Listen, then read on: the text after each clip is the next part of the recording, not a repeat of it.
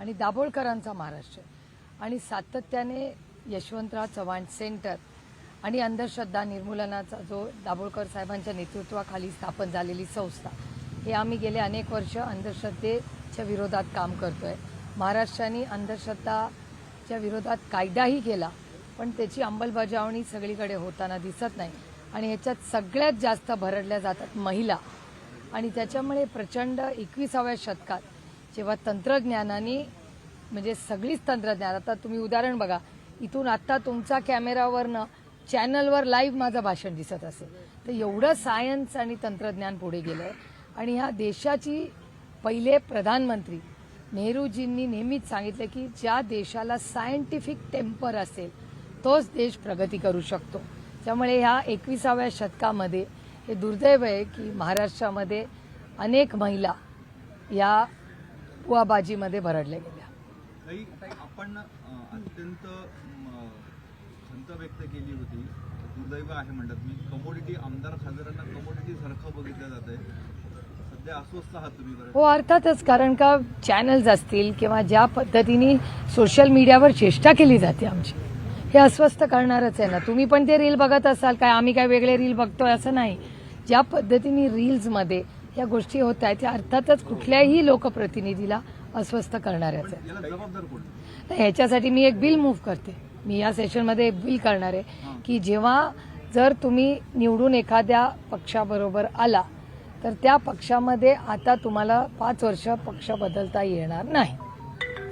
तुम्हाला जर बदलायचं असेल तर राजीनामा द्या आणि पुन्हा निवडून या, पण त्या पक्षात मध्येच तुम्हाला राहावं लागेल, कारण का त्या पक्षाला केंद्रबिंदू ठेवूनच तुम्हाला मतदान केलंय।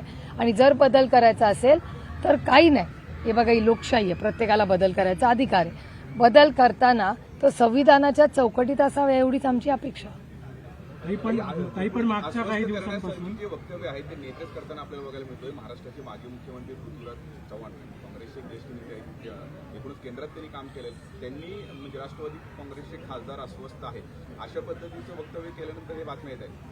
नाही, त्याच्या आधीपासून येत आहेत। आम्हाला तर तुम्ही सगळ्या पक्षांमधून पाठवलेलं आहे। आधी आमचा प्रवेश तुम्ही काँग्रेसमध्ये घेतला, नंतर तुम्ही आमचा प्रवेश शिवसेनेत घेतला, नंतर भारतीय जनता पक्षात केला, आता फक्त मनसेच राहिली आमची। म्हणजे दुर्दैव आहे की आमच्या पक्षामध्ये कोणीही एकही उलटं सुलटं स्टेटमेंट केलेलं नाही, ते दाखवावं। आमचा कुठला खासदार बाहेर बोललाय, आमदार बाहेर बोललाय किंवा पक्षातलं कोणी बोलले, कोणीही बाहेर बोललेलं नाही। अमोल कोल्हेच बोलले होते। हे बघा लोक काय बोलतात, बाहेरचे लोक। आम्ही काँग्रेसबद्दल बोलतो का?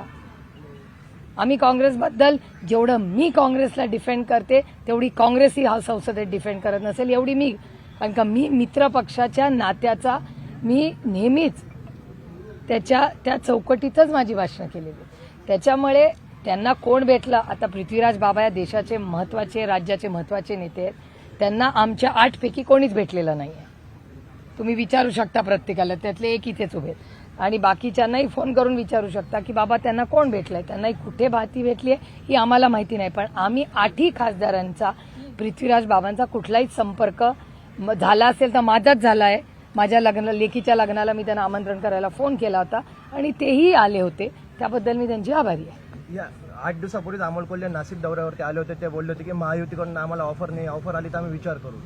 हो, मग विचार करू म्हणाले ना, याचं उत्तर हो होत नाही ना। आणि तुम्हाला अमोलदादाचा स्वभाव माहिती आहे, त्यांनी असं त्यांच्या त्या टिपिकल शैलीत बोलून गेले, पण त्याच्यानंतर 8 दिवसाचं तुम्ही बोलताय, काल परवाचे स्टेटमेंट तुम्ही नाही वाचत। कसं आहे, दुर्दैव आहे की सिलेक्टिव्ह ॲम्नेशिया असतो सगळ्यांना। तुम्ही जर अमोलदादांना फॉलो करत असाल तर अमोलदादांचं कालचं, परवाचं, 13वाचं स्टेटमेंट 8 दिवसाचं काढलं, 7, 6, 5, 4, 3, 2, 1चा का नाही प्रश्न विचारला मला? असं होत नाही ना, सिलेक्टिव्ह ॲम्नेशिया असू शकत नाही ना।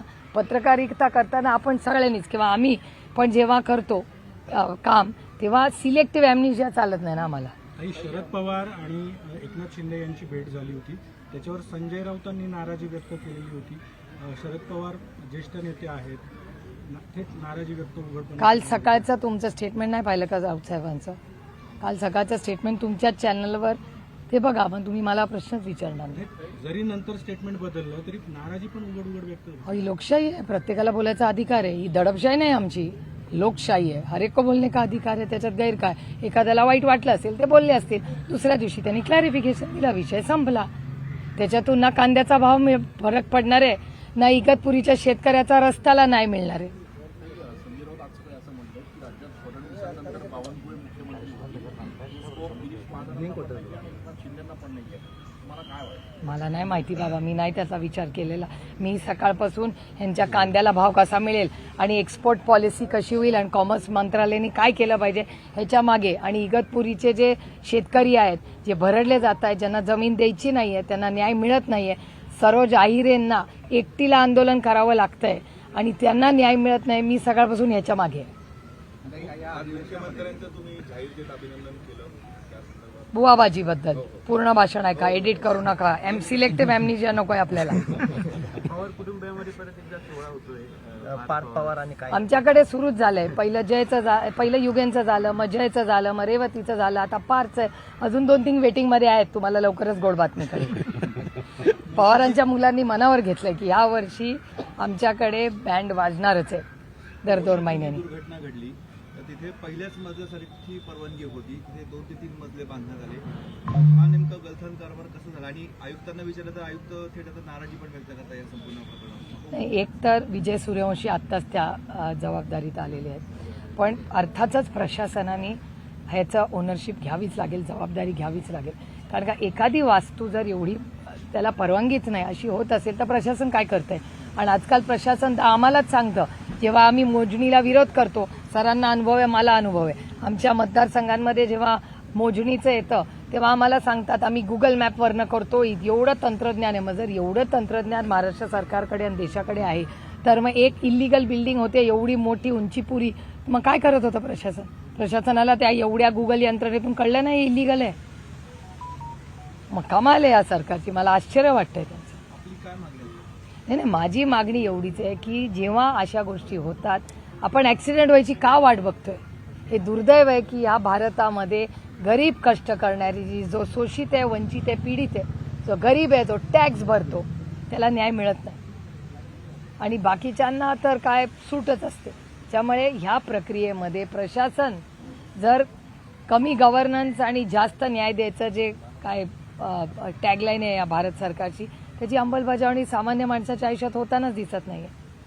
आज आणखी एक खंत व्यक्त केलं आपल्या भाषणामध्ये, आताची एकूणच परिस्थिती अस्वस्थ करणारी आहे असं आपण म्हणलं. ते महाराष्ट्रासाठी देशभरात नाही बघा, महाराष्ट्र आणि देशात 3 मोठे क्रायसिस चालले. एक तर सामाजिक प्रश्न, तुमच्या सगळ्यांच्या चॅनलवर मी बघते सातत्याने पुआ बाजी फसवणूक हे चाललेलं असतं. दुसरा, महाराष्ट्रात क्राईम वाढलेला आहे आणि हा डेटा माझा नाही आहे, सरकारचाच डेटा आहे, तो भारत सरकारचा. आणि दुर्दैव आहे आणि मी जड अंतःकरणाने मी म्हणते की जो डेटा मी होम मिनिस्ट्रीच्या कमिटीवर आहे, जो डेटा महाराष्ट्र सरकार भारत सरकारला पाठवतो, तो भारत सरकार आम्हाला देतो खासदार म्हणून. त्याच्यात पुणे हे जे शिक्षणाचं माहेरघर आहे, देशातून मुलं आमच्या पुण्यात येतात शिकायला, जिथे मी लोकप्रतिनिधी म्हणून मला काम करायची संधी मिळाली, माझं भाग्य. तिथे क्राईममध्ये राज्यात 1 नंबरला पुणे. आणि ड्रग्सच्या बाबतीत सातत्याने मी कुठल्याही शहरात गेले, आजही सकाळी अध्यक्ष वगैरे सगळेच आम्ही चर्चा करत होतो की आज त्याचं जे पेनिट्रेशन आहे ड्रग्सचं, जे कधीच नव्हतं, आपल्या ध्यानीमानही नव्हतं. ह्या गोष्टी, ज्या गोष्टी कुठेतरी उच्चभ्रू 2-4 ठिकाणी मुंबईत व्हायच्या, अशी एक कानावर अशा गोष्टी ऐकायच्या, आम्ही कधी पाहिलेलं नाही. पण आज भगरे सर आणि मी, आम्ही लोकप्रतिनिधी म्हणून जेव्हा लोकांच्यात जातो किंवा आमचे सगळे सहकारी पदाधिकारी जातात, आम्हाला हे नवीनच ट्रेंड येतोय गेल्या 1-2 वर्षात की ताई आम्हाच्या ड्रग्जमध्ये पिढी वाया चालली आहे. हे ड्रग्ज येत आहेत कुठून, ती यंत्रणा कुठून येते, आणि हे सगळं नवीन जे होतं याच्यात वर्दीची भीती, म्हणजे पोलिसाची भीतीच राहिली नाही. आता त्या नगरसेवकांनी हात उगारला, म्हणजे मला विश्वासच बसत नाही की आपल्या महाराष्ट्रात अशी गोष्ट होऊ शकते. मग त्याला जेलमध्ये टाकला, मग तो म्हणला मला हॉस्पिटलमध्ये जायचं. हे काय लावलं? त्याचा मला विचाराल तर त्याला पहिलं काढून टाकायला पाहिजे. असले नगरसेवक होताच कामा नये. कुठली संस्कृती, कुठल्या संविधानाच्या चौकटीत आहे तुम्हाला? ही गुंडागर्जी आहे जी या देशात आणि राज्यात आम्ही तर खपून घेणार नाही. काही राज्य सरकारच्या लाडक्या बहीण योजनेच्या खर्चाबाबत त्या किती ताशेरे उरलेले आहेत, धनाचाही खर्च करण्यात आला 3,500 कोटींचा, अनेक बाकी. एकतर लाडकी बहीण योजनेमधल्या 8 लाख महिला KYC मधून काढल्या. म्हणजे मला गंमत वाटते या सरकारची. आपल्याला आठवत असेल की मनमोहन सिंग साहेबांचं सरकार असताना आधार कार्ड आले, आणि मनमोहन सिंग साहेबांच्या सरकारमध्ये जनधन योजना सुरू झाली.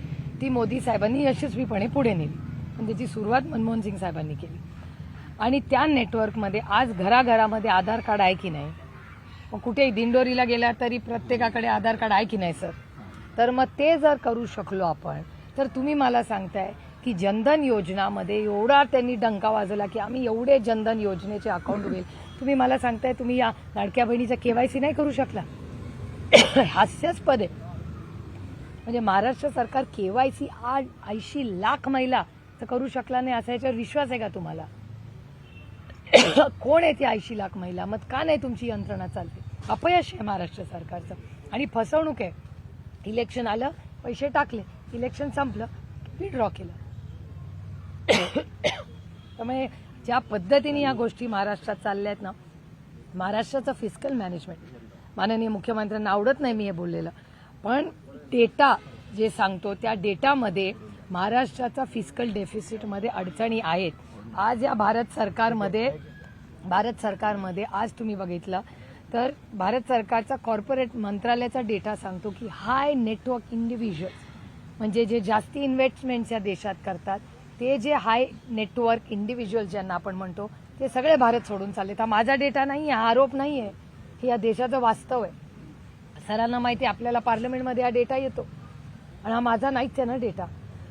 अशी परिस्थिती असताना तुम्ही मला सांगा की हाय नेटवर्क इंडिव्हिज्युअल्स चालले, फॉरेन इन्व्हेस्टमेंट्स येत नाहीत. भारत सरकारमध्ये एकदा माननीय प्रधानमंत्री म्हणले सोनं घेऊ नका, म्हणजे हे धक्कादायकच होतं ना. मग का घेऊ नका सोनं? ह्याला इकॉनॉमिक क्रायसिसच आहे ना. मग गॅस कमी झाला वाढला, पेट्रोल डिझेल कमी झालं वाढलं. मला खरं सांगा की ज्या पद्धतीने वाढलं कमी झालं तो बेनिफिट तुम्हाला कन्झ्युमर म्हणून मिळतो का पेट्रोल डिझेलचा? तर नाही मिळत. आणि या सगळ्याचं प्लॅनिंग केलं का? हा प्रश्न मी स्वतः अनेक वेळा मिळाला. तुम्ही सेस भरता, तुम्ही एज्युकेशनल सेस भरता, ॲग्रिकल्चर सेस भरता, मग सरसकट कर्जमाफीला का प्रॉब्लेम येतो? सेस भरलाय ना आपण सगळ्यांनी, खुशी सेस भरलाय. मग ह्याचं उत्तर कोण देणार? जाऊ द्या, कोण कुठल्या पक्षात जाईल, माझ्या सेसचा हिशोब द्या आधी मला. हे प्रश्न कोण विचारणार? ह्याच्यात समाजात चर्चा कधी होणार? तुमचा आणि माझा अन्नधान्याचा प्रश्न सोडवणाऱ्या कष्ट करणाऱ्या शेतकरीला सरसकट कर्जमाफी करू असं माननीय मुख्यमंत्री आणि सरकार आलं तेव्हा म्हणले होते का? माननीय भरणे मामा माझेच आमदार आहे, आम्ही एका मतदारसंघात काम करतो. तर भरणे मामा म्हणले होते 30 जून, हे नोव्हेंबरमध्ये म्हणले होते. नोव्हेंबरमध्ये मामा म्हणले जूनमध्ये आता जुलै 10 तारीख उरली, झाली का कर्जमाफी? काल एक अनाऊन्समेंट केली, पण अंमलबजावणी कधी होणार? अहो आम्ही आभार मानले सरकारचे, चांगल्याला चांगलं म्हणतो, पण खात्यात तर पडायला पाहिजे. नुसते अनाऊन्समेंट होत नाही ना. सगळ्या लाडक्या बहिणींना पैसे मिळाले, त्याचं ऑडिट केलं पाहिजे. मला तर विचार SIT स्थापन करा की लाडकी बहीण योजनेची इन्क्वायरी झाली पाहिजे. त्याच्यात इतके सरकारी लोक आले कसे, इतके पुरुष कसे आले? जर लाडकी बहीण योजना आहे त्याच्यात भाव गेला कसा? हा प्रश्न आहेच ना. आणि एवढं तंत्रज्ञान असताना अहो आपल्या मुलांना CET मध्ये एक तर पेपर फुटतात, NETचे पेपर फुटतात, त्याच्यात 0.5% आपल्या पोराला मार्क नाही मिळाले तर आपल्याला प्रायव्हेटमध्ये जावं लागतं की नाही? मग आपल्या मुलांना का नाही? मग आपल्या मुलांसाठी एक कायदा आणि ह्यांच्या सोयीसाठी इलेक्शन आलं की वेगळा कायदा. अशाच कायद्याने देश नाही चालणार, आम्ही तरी चालू देणार नाही. मग आमच्या मुलांच्या शिक्षणाला वाऱ्यावर सोडा, पण ह्यांचं इलेक्शन आलं की नियम कायदे तंत्रज्ञान चालत नाही, सगळ्यांकडे पैसे जातात. हा भ्रष्टाचार नाही तर काय? संसदेमध्ये तुम्ही बघितलं तर असं या हिरिरीने जे सगळे प्रश्न मांडतात, पण आताच्या अधिवेशनामध्ये 50% पेक्षा अधिक आमदारांच्या अनुपस्थिती, अनेक जणांनी काही प्रश्न विचारले त्यांनी आलेच नाही अशी परिस्थिती. तुम्हाला असं वाटत नाही की उदासीनता? मी स्वतः पाहिलं ह्यावेळीस, म्हणजे 3-4 लोकांचा परफॉर्मन्स मी स्वतः पाहिला. जयंत पाटलांचा आउटस्टँडिंग नेहमीप्रमाणे परफॉर्मन्स होतं. म्हणजे काल मला वाटतं माननीय मुख्यमंत्र्यांनी 19 वेळा त्यांचं नाव घेतलं. ते जयंतरावांशीच बोलत होते मला वाटतं, कारण का त्यांनाही वाटत असेल की हा एक विरोधी पक्षातला नेता आहे जो गांभीर्याने विषय घेतो. त्याच्यामुळे तो माननीय मुख्यमंत्र्यांचाही मनाचा मोठेपणा की त्यांनी एवढ्या मोठ्या पदावर असले तरी जयंतरावांशी त्यांनी गांभीर्याने तो विषय घेतला. त्याबद्दल आम्ही आभारी आहोत मुख्यमंत्र्यांचे. पण त्याचबरोबर जितेंद्र आव्हाड असतील, त्यानंतर रोहित असेल, संदीप क्षीरसागर असतील, त्या सगळ्यांचा परफॉर्मन्स म्हणजे आमच्याकडे दिल्लीत अशी पद्धत आहे की आमच्या राष्ट्रवादी काँग्रेस पक्षाचा प्रत्येक खासदार प्रत्येक सेशनला मिनिमम 1 आणि मॅक्सिमम 4 भाषण करतो, कारण का तेवढी बिलं येतात ती आम्ही सगळे वाटून घेतो. त्यामुळे प्रत्येक खासदार हा बोललाच पाहिजे, हा आमचा आग्रह आहे. आणि आम्ही एक टीममध्ये काम करतो म्हणून नाही, पण मी आणि अमोल दादा तरी अभी पुराने हो गए, ये सब नए लोक आउटस्टँडिंग परफॉर्मन्स हो. मग बगरे सर असतील, निलेश लंके असतील, बाप्पा असेल, अमर असेल, ते आम्ही एकत्र आहोत म्हणून नाही, पण जेन्युअनली चांगली भाषणं करतात. तुमच्या पक्षाव्यतिरिक्त मात्र नाही, उदासीनता आमच्या पक्षाव्यतिरिक्त जी काय असेल तो डेटा मी घेईन, पण मी जरूर प्रत्येक आमदार खासदाराला विनंती करेन की आम्ही सगळे, म्हणजे बगरे सरांचं इथे उभे राहण्यात, पण तुम्ही राष्ट्रवादीच्या सगळ्यांचा संसदेतला अटेंडन्स बघा. आम्ही 11, पवारसाहेब तर आम्हाला सगळ्यांना चिडवतात, तुम्हाला चावी दिली वाटतं, ओपनिंगला पण तुम्हीच सगळे आणि बंद करून घरी जायला पण आम्हीच. असंच झालेलं आहे. काही 25-30 आणि त्याच्यात भारतीय जनता पक्षाचे पण येतात, फक्त आम्हीच आहे नाही. काही एक 25-30 खासदार आम्ही आहोत, जे 11:15 वाजल्यापासून राईजपर्यंत आम्ही सगळे असतो, कारण फार कष्ट करून आम्ही निवडून जातो. आणि तुम्ही एवढ्यासाठीच तर पाठवलंय आम्हाला की तिकडे जाऊन काहीतरी बोला, आमचे न्याय मागा, ह्याच्यासाठीच तर संसद आहे. तर जर हा परफॉर्मन्स कमी होत असेल तर मला असं वाटतं, मी महाराष्ट्राच्या, आज आपल्याकडे विरोधी पक्ष नाही, पण विरोधी पक्ष आणि सगळ्या म्हणजे पार्लमेंटरी अफेअर्स मंत्री जे आहेत महाराष्ट्राचे, त्यांना मी विनंती करीन की तुम्ही एक आउटरीच प्रोग्राम करा. तुम्ही लोकांना सांगा की अरे आमदार खासदारांनो या, आपण सगळे मिळून चर्चा करू. आणि हे जर असं तुम्ही म्हणत असाल तो डेटा असेल तर तो अतिशय का सशक्त लोकशाहीसाठी चिंताजनक आहे. सिद्धिविनायक मंदिरात देखील दान चोरी झाली असा आरोप उपमुख्यमंत्र्यांनी काल विधिमंडळामध्ये केला. हे बघा, माझ्यासाठी नुसते आरोप करून चालणार नाही.